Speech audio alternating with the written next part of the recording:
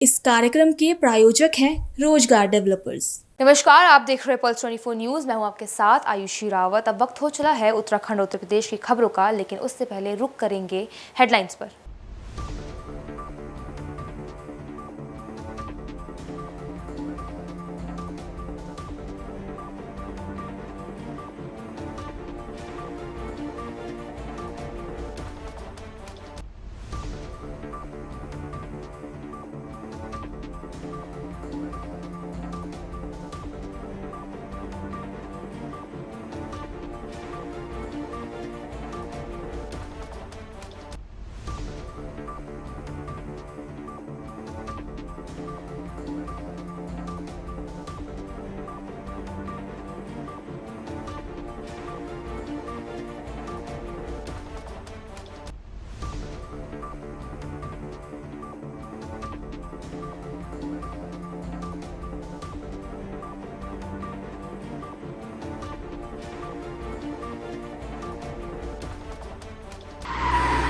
तुम दोनों की मेहनत बहुत रंग लाई है बेटा। घर बहुत सुंदर बना है। ये मेरे पापा का घर। पता है, देख तेरे पापा की नेम प्लेट अपने हाथों से लगाऊंगा। नेम प्लेट तो लग चुकी पापा।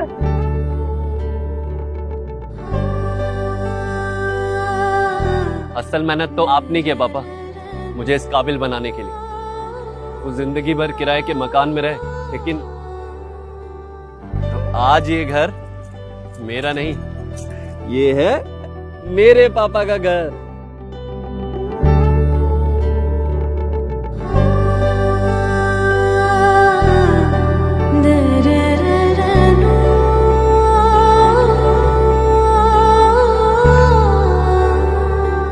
उड़ान सपनों की, आंगन खुशियों का और साथ सकर्णी का।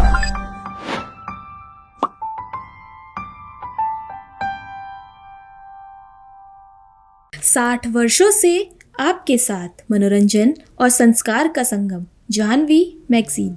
अब खबरें विस्तार से। मेरठ निवासी दिनेश तलवार और उनकी पत्नी दिशा तलवार ने मसूरी में जनसंख्या नियंत्रण कानून की मांग को लेकर अनोखा जागरूकता अभियान चलाया। दोनों ने लाइब्रेरी चौक से मॉल रोड तक उल्टा चलकर लोगों का ध्यान आकर्षित किया। वर्ष 1994 से शुरू हुआ उनका यह अभियान पिछले 32 वर्षों से लगातार जारी है।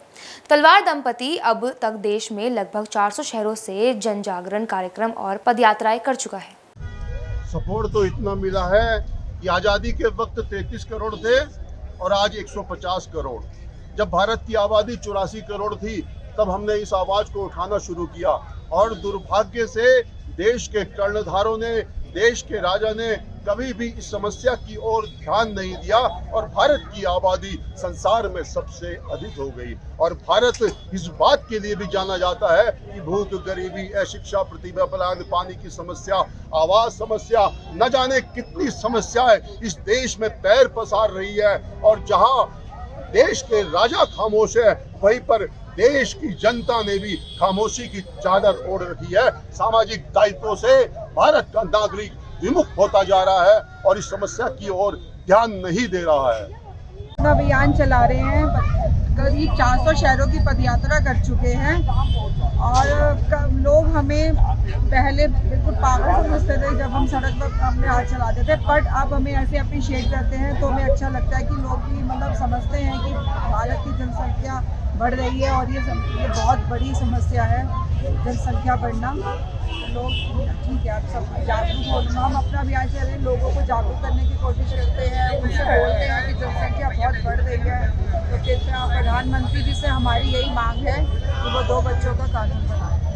देहरादून के नंदाकी चौकी स्थित NH 72 पर निर्माणाधीन पुल के कार्य में देरी को लेकर स्थानीय लोगों की चिंता बढ़ गई है। PWD अधिकारियों के अनुसार पुल का निर्माण 31 मई 2026 तक पूरा होना था, लेकिन निर्माण सामग्री समय पर उपलब्ध न होने के कारण कार्य प्रभावित हुआ। विभाग ने अब 30 जून तक पुल निर्माण पूरा करने का आश्वासन दिया है। अधिकारियों का कहना है कि बारिश शुरू होने से पहले पुल तैयार कर लिया जाएगा। पहले तो मेरा सबको सादर प्रणाम। मेरा नाम अजीत कुमार जायसवाल, पंचायत सुद्धोवाला से। जिस प्रकार से आपको अवगत कराना है कि 2025 में सितंबर माह में ये पुल क्षतिग्रस्त हो गया था। बरसात का समय था और लास्ट चरम पे बरसात थी।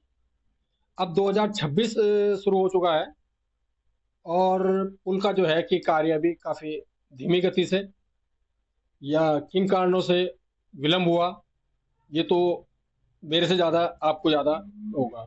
मगर धरातल पे पब्लिक को क्या चाहिए? सुविधा, मूलभूत सुविधा, सड़क, रास्ता। जिसमें ये पुल क्षतिग्रस्त हुआ था, ये कम से कम 10 ग्राम सभाओं को व रोजी रोटी कमाने वालों को सेलाकोई तक इसी रास्ते का एक सहारा है। रोजी रोटी का संकट तो खड़ा हुआ ही होगा और हो रहा है। अगर इस बार भी ये पुल का निर्माण समय से पूरा नहीं किया जा सकता तो पिछली वर्ष की भांति इस वर्ष भी उस समस्या का समाधान करने के लिए आम पब्लिक को तैयार रहना चाहिए, क्योंकि लगता नहीं है कि जिस प्रकार से कार्य चल रहा है ये कार्य पूरा हो पाएगा।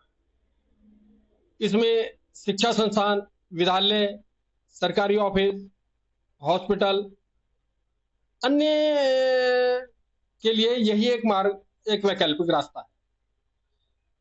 जब जनप्रतिनिधि होने के कारण हम पब्लिक को आश्वासन दे रहे कि काम चल रहा है, पर कब तक जनता को, भोली भाली जनता को हम गुमराह करेंगे? मसूरी में स्वास्थ्य सुविधाओं की कमी को लेकर देवभूमि जन कल्याण विकास एकता समिति ने पिक्चर पैलेस चौक पर प्रदर्शन किया। कार्यकर्ताओं ने आरोप लगाया है कि करोड़ों रुपए से बने उप जिला चिकित्सालय में आज भी डायलिसिस जैसी जरूरी सुविधाएं उपलब्ध नहीं है। समिति अध्यक्ष जयप्रकाश राणा ने कहा कि किडनी रोगियों के इलाज के लिए देहरादून जाना पड़ता है। प्रदर्शनकारियों ने अस्पताल में कार्डियोलॉजिस्ट और न्यूरोलॉजिस्ट की नियुक्ति की भी मांग उठाई। बावजूद भी हमारी जो स्टेट गवर्नमेंट है, ये जो मसूरी का जो हिस्सा है, बिल्कुल राजधानी, जो हमारी अस्थायी राजधानी उससे जुड़ा हुआ है, मसूरी के पार्ट अब देहरादून ही है।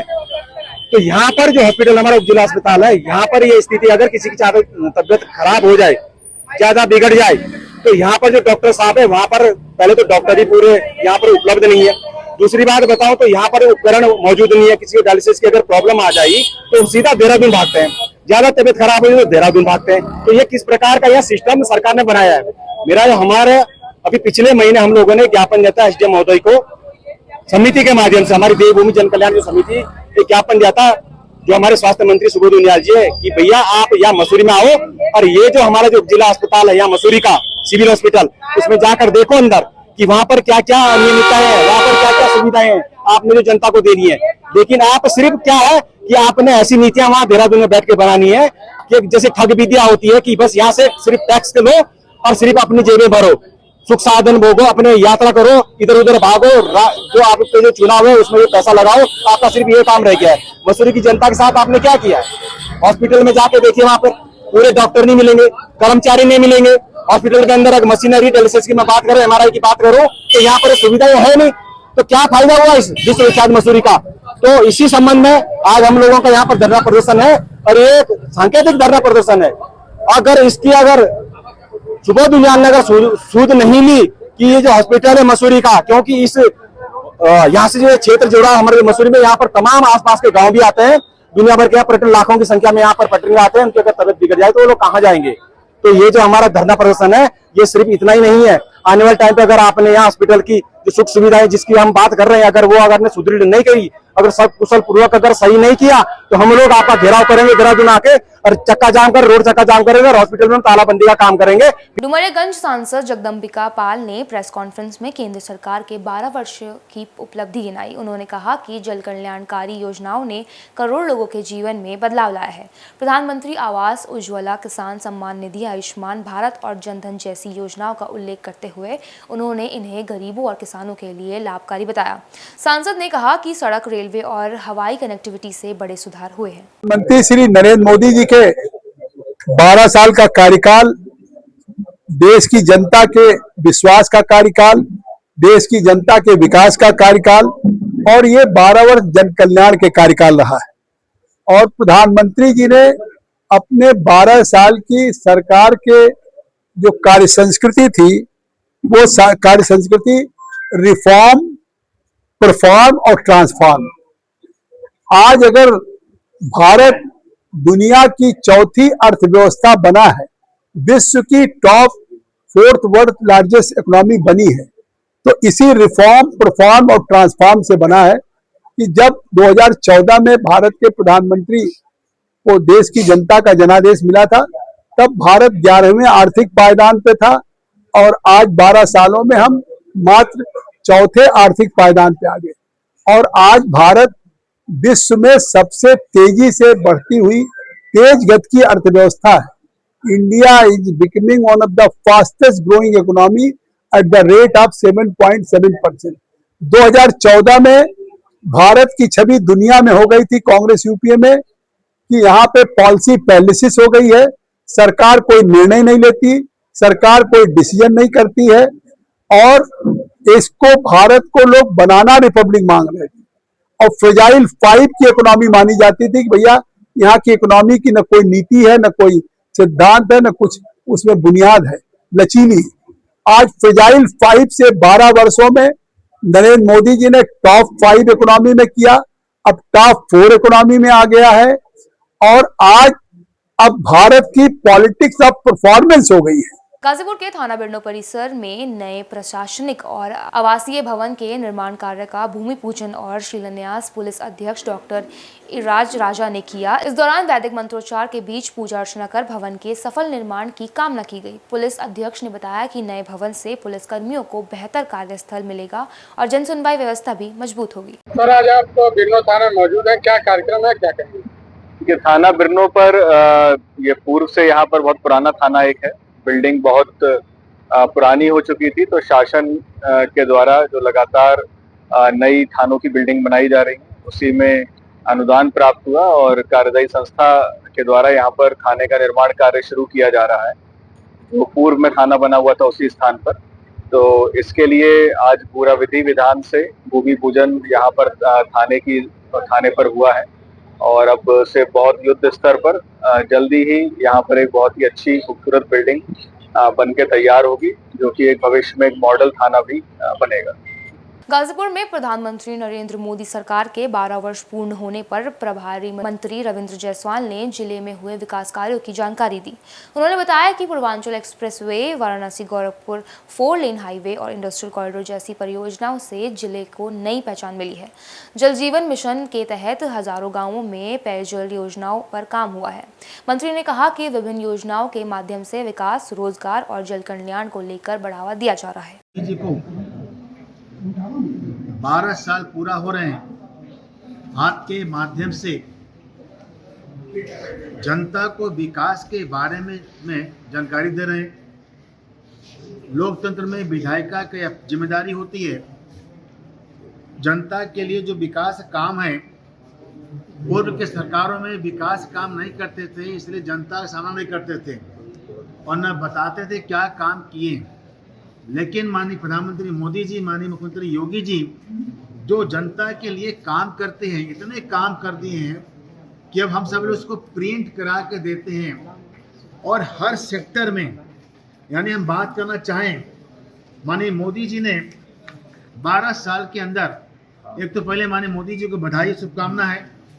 देश में निर्वाचित प्रधानमंत्री का सर्वाधिक दिन उन्हें सेवा करने का अवसर मिला। उन्होंने लगभग आज 4,401 दिन पूरा कर लिए। अभी तक निर्वाचित प्रधानमंत्री के रूप में इतना लंबा कार्यकाल नहीं था। नेहरू जी का कार्यकाल 5 साल का था, अंतरिम सरकार का था। 13 मई 47 को वह चुन के गए थे और 27 मई 64 तक वह थे इलेक्टेड। उस कार्यकाल का जो दिन था वो 4,998 दिन था। माननीय मोदी जी को शुभकामना है, लेकिन माननीय मोदी जी ने जो काम किया जनहित में वह बड़ा ऐतिहासिक था। 70 साल काम एक तरफ और 12 साल काम एक तरफ। आज गरीब आदमियों के लिए, कल्याण के लिए लगभग 81 करोड़ 35 लाख परिवार में मुफ्त का अनाज मिल रहा है। पूरे भारत की आबादी है 140 करोड़, 140 करोड़ में लगभग 81 करोड़ परिवार को हम अनाज दे रहे हैं। आयुष्मान कार्ड के माध्यम से लोगों के इलाज, ऑलरेडी सरकारी अस्पताल अच्छे बना दिए गए हैं, उसके बावजूद साल का 5 लाख रुपया उनके परिवार के लोगों पर जो चिकित्सा है उसके निमित्त लगभग 45 करोड़ परिवार को, अगर एक परिवार में मानते हैं संख्या 5-7 की, तो कितना परिवार हुआ, यह इसको लाभ दिया जा रहा है। और इसके अलावा लगभग पीएम सूर्य घर में 26 लाख परिवारों को यह इसका लाभ दिया गया है, जिसमें लगभग 9.95 लाख केवल यूपी में है। आयुष्मान कार्ड भी लगभग 5 करोड़ 59 लाख यूपी में है। साथ ही साथ आज 70 लाख परिवार को स्टेट वेंडर से प्रधानमंत्री स्वनिधि से रोजगार दिया गया है। यानी इतने डाटा है भारत सरकार ने दिया कि लोग कभी विपक्ष के लोग कहते नहीं थे, कहते झूठ बोलते थे। हम तो इसको पूरा रिकॉर्ड के माध्यम से डेटा दे रहे हैं कि इतने लोगों को कहाँ कहाँ लाभ दिया गया हर सेक्टर में। किसान सम्मान निधि हो, आयुष्मान कार्ड हो, साथ ही साथ सुकन्या वृद्धि के लिए, सुकन्या समृद्धि के लिए हो, पीएम मुद्रा योजना के तहत हो, प्रधानमंत्री रोजगार हो, साथ ही साथ जल जीवन मिशन के तहत घरों में पानी कनेक्शन। यह डबल सरकार ने यानी माननीय योगी जी को 9 साल और 12 साल प्रधानमंत्री मोदी जी को ये किया गया। गाजीपुर के अंदर एक पहचान था, पूर्व के सरकारों में 70 के पहले एक अपराधी माफियाओं के यहाँ सत्ता था और माफियाओं के कारण से न यहाँ रोजगार था, यहाँ तक कि रात में लोग यहाँ से निकलने में गुरेज करते थे। हमें याद है कि जब हम लोग बनारस में रहते हैं तो गाजीपुर से रात को 9 बजे के बाद गुजरना है परिवार लेको, ना बाबा ना, ये था। आज गाजीपुर के अंदर शादी विवाह में देखता हूँ कि लड़कियां भी उसमें कैटरिंग में काम करती हैं और रात को 12 बजे लड़की स्कूटी से अपने घर जा रही है। ये कमाल मोदी और योगी का है। ऐसी और खबरों के लिए हमारे साथ बने रहिए, तब तक के लिए नमस्कार। इस कार्यक्रम के प्रायोजक थे रोजगार डेवलपर्स। तुम दोनों की मेहनत बहुत रंग लाई है बेटा, घर बहुत सुंदर बना है।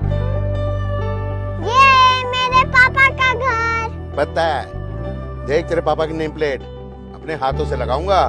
नेम प्लेट तो लग चुकी पापा।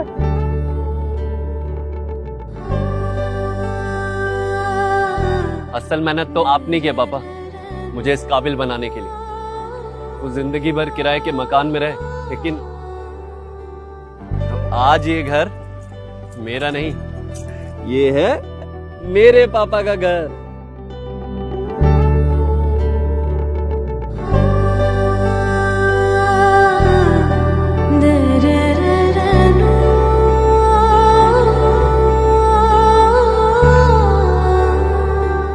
उड़ान सपनों की, आंगन खुशियों का और साथ सकर्णी का।